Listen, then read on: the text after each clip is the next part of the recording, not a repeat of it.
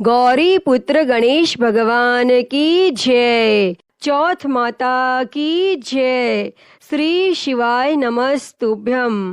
प्रिय भक्तजनों, आप सभी को संकष्टी चतुर्थी की हार्दिक शुभकामनाएं।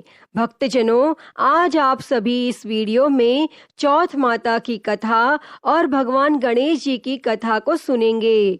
तो आप सभी भक्तजन बड़ी ही श्रद्धा, ध्यान पूर्वक और प्रसन्नचित्त मन से इन कथाओं को पूरा अवश्य सुनिएगा। तो सभी प्रेम से बोलिए श्री गणपति गजानन महाराज की जय।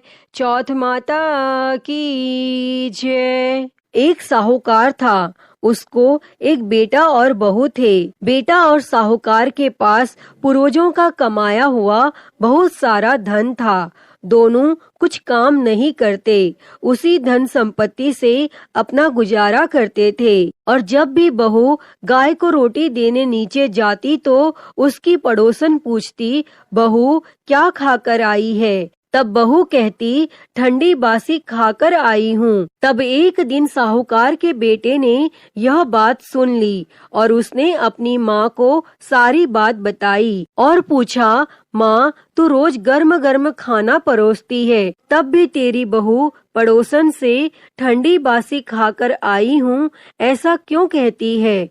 तब माँ ने कहा, बेटा मैं तो चारों थालियां एक समान लगाती हूँ, पर यदि तेरे को विश्वास नहीं हो तो कल अपनी आँखों से देख लेना। और फिर दूसरे दिन बेटा तबीयत खराब होने का बहाना करके लेट गया और उसने देखा कि उसकी पत्नी ने खीर खांड का गर्मा गर्म भोजन किया और रोजाना की तरह वो नीचे उतरी। तब पड़ोसन ने पूछा, बहू क्या खाकर आई है? और उसने वही रोजाना वाला जवाब दिया। तब उसके पति ने उसका हाथ पकड़ लिया और पूछा, अभी तो तू गर्म गर्म खाना खाकर आई है, फिर झूठ क्यों बोला? तब उसकी पत्नी ने कहा, ये धन न तो आपका कमाया है और न ही आपके पिताजी का। अगर इसी तरह धन खर्च करते रहे तो एक दिन गरीब हो जाएंगे। तब उसके पति को अपनी पत्नी की बात बुरी लगी और वह कमाने के लिए विदेश चला गया और यहाँ उसकी पत्नी 12 महीने की चौथ का व्रत किया करती थी।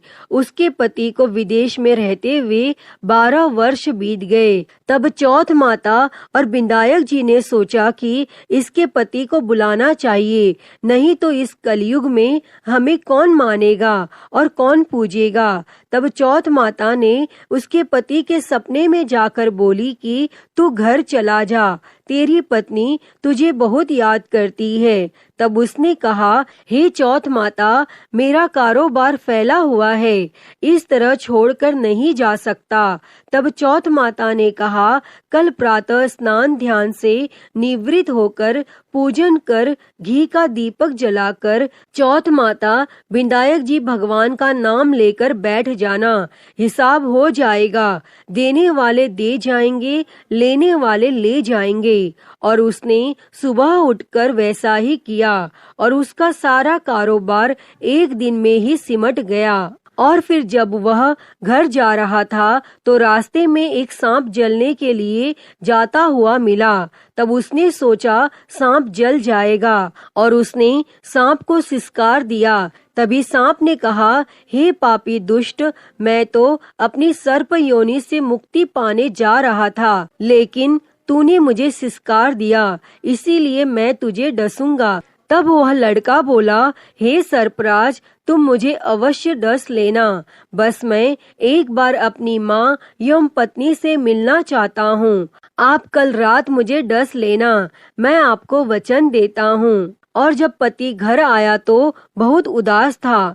माँ और पत्नी से मिला और अपने कमरे में जाकर सो गया। तब पत्नी के पूछने पर उसने सारी घटना बता दी और उसकी पत्नी बहुत चतुर थी। उसने पहली सीढ़ी पर दूध का कटोरा रख दिया, दूसरी पर बालू मिट्टी बिछा दी, तीसरी पर फूल की पंखुड़ियाँ बिखेर दी, चौथी पर इत्र छिड़क दिया, पांचवी पर गुलाल बिछा दी, छठी पर मिठाई रख दी और सातवीं पर सत्तू डाल दिया और अपनी चोटी नीचे लटकाकर कमरे का दरवाजा खुला छोड़कर सो गई। और तब सांप आया, उसने दूध पिया, बालों में किलोर कर बोला, साहूकार के बेटे, तूने सुख तो बहुत दिया, पर वचनों से बंधा हूँ, डसूंगा अवश्य। और 7 सीढ़ियों पर उसने ऐसा ही कहा। और जैसे ही वो डसने लगा, तब चौथ माता और विनायक जी ढाल और तलवार बन गए और सांप के 4 टुकड़े कर दिए। तब सीढ़ियों पर खून ही खून हो गया और सांप की पूंछ का एक टुकड़ा लड़के की जूती में गिर गया। तब उसने सोचा कि जब यह अपनी जूती पहनेगा तब डस लूंगा। और उसकी पत्नी प्रतिदिन चींटियों को आटा खिलाती थी। तब चींटियों ने सोचा कि इसकी पत्नी हमें हमेशा शक्कर आटा खिलाती है, इसलिए इसकी रक्षा करनी चाहिए। और सभी चींटियों ने मिलकर उसकी पूंछ को खोखला कर दिया। और जैसे ही सुबह हुई, वहाँ खून ही खून था। और माँ यह सब देखकर रोने लगी। उसने सोचा, मेरे बेटे बहू को किसी ने मार दिया है। तब माँ की आवाज सुनकर बेटा उठा और बोला, माँ, हमारा बेरी दुश्मन मरा है। और पूछने लगा कि मेरे पीछे से किसी ने धर्म पुण्य किया था क्या? तब माँ बोली, मैंने तो कुछ नहीं किया। और पत्नी से पूछा तो पत्नी ने कहा, मैं 12 महीने की चौथ माता का व्रत करती हूँ, इसलिए चौथ माता विनायक जी भगवान ने हमारी रक्षा करी है। तब सासू जी बोली, मैं इसको 4 समय खाना देती थी, तो फिर इसने चौथ का व्रत कब किया? तब बहू बोली, 1 समय का खाना गाय को खिलाती थी, 1 समय का ब्राह्मणी को देती थी, 1 समय का जमीन में गाड़ देती और 1 समय का चौथ का पूजन कर चांद को अर्घ देकर मैं स्वयं खाती थी। यदि विश्वास नहीं हो तो पूछ लो। और जब गाय माता से पूछा गया तो गाय के मुंह से पलाश के फूल गिरने लगे। और ब्राह्मणी से पूछा तो उसने हामी भर ली। और जमीन खोदकर देखा तो सोने के चक्र मिले। तब उसने सारी नगरी में कहलवा दिया, सब कोई चौथ माता का व्रत करें। व्रत करने से अन्न, धन, लाज, लक्ष्मी, संतान की प्राप्ति होती है। जैसी जिसकी मनोकामना होती है, चौथ माता उसे अवश्य पूर्ण करती हैं। अतः हे चौथ माता, जैसे आपने बहू के पति की रक्षा करी, वैसे ही इस कथा को कहते, सुनते और हुंकारा भरते सभी की करना। तो सभी प्रेम से बोलिए, चौथ माता की जय। प्रिय भक्तजनों, भगवान विघ्नहर्ता गणेश जी की कथा सुने बिना चौथ माता के व्रत की कथा अधूरी मानी जाती है। इसलिए आइए अब सुनते हैं भगवान गणेश जी की कथा। एक समय की बात है, भगवान विष्णु का विवाह लक्ष्मी जी के साथ निश्चित हो गया और विवाह की तैयारियां होने लगी। सभी देवताओं को निमंत्रण भेजे गए, परंतु भगवान गणेश जी को निमंत्रण नहीं दिया।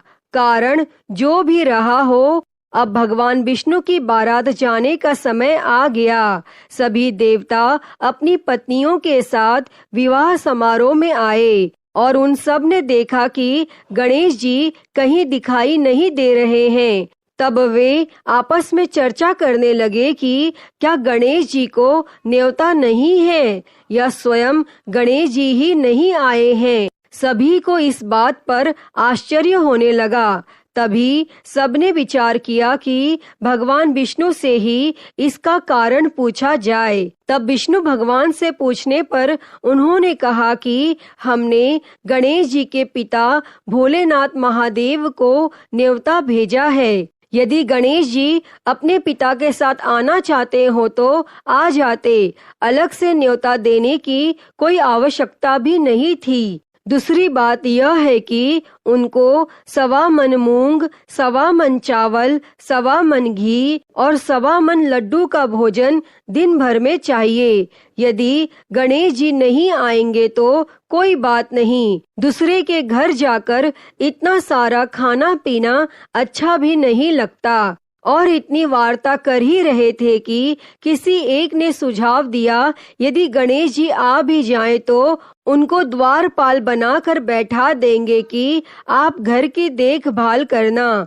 आप तो चूहे पर बैठकर धीरे धीरे चलोगे तो बारात से बहुत पीछे रह जाओगे। और यह सुझाव भी सबको पसंद आ गया तो विष्णु भगवान ने भी अपनी सहमति दे दी।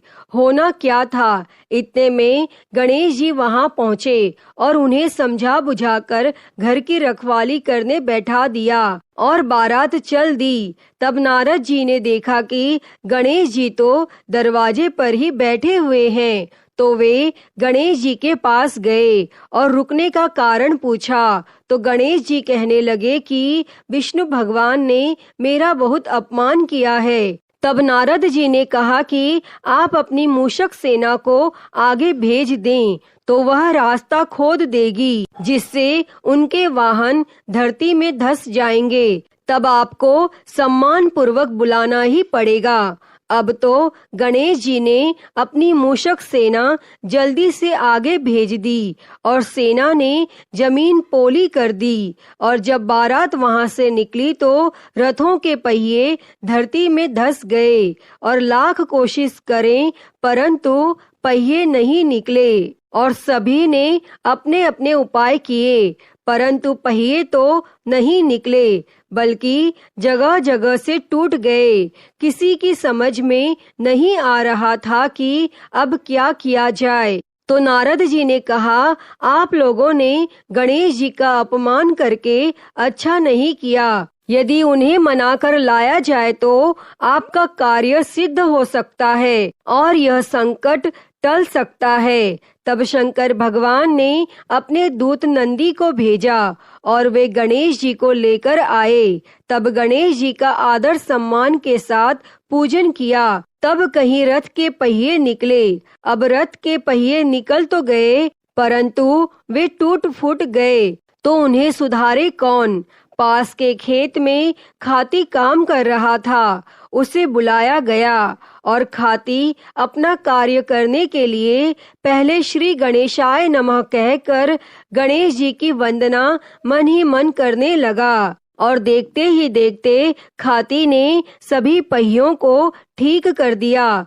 तब खाती कहने लगा कि हे देवताओं, आपने सर्वप्रथम गणेश जी को नहीं मनाया होगा और ना ही उनका पूजन किया होगा, इसलिए तो आपके साथ यह संकट आया है। हम तो मूर्ख अज्ञानी हैं, फिर भी पहले गणेश जी को पूजते हैं, उनका ध्यान करते हैं। आप लोग तो देवता गण हैं, फिर भी आप गणेश जी को कैसे भूल गए। अब आप लोग भगवान श्री गणेश जी की जय बोलकर जाएं, तो आपके सब काम बन जाएंगे और कोई संकट भी नहीं आएगा। और अब सभी को अपनी अपनी गलती का पश्चाताप हुआ और सबने भगवान गणेश की जय जयकार की और बारात वहां से चल दी। और विष्णु भगवान का लक्ष्मी जी के साथ विवाह संपन्न करा के सभी सकुशल घर लौट आए। हे गणेश जी महाराज, आपने जैसे विष्णु भगवान के कार्य को सिद्ध किया, वैसे ही सभी के कार्य को सिद्ध करना। तो सभी प्रेम से बोलिए भगवान श्री गणेश जी की जय। प्रिय भक्तजनों, तो मैं उम्मीद करती हूँ कि आपको आज की कथा पसंद आई होगी और अगर वीडियो अच्छी लगी हो तो इसे लाइक करें, ज्यादा से ज्यादा शेयर करें और कमेंट बॉक्स में भगवान श्री गणेश जी की जय लिखना ना भूलें। और महाकाल भक्ति ज्ञान चैनल को सब्सक्राइब कर नोटिफिकेशन बेल को जरूर ऑन कर लें। हर हर महादेव। धन्यवाद।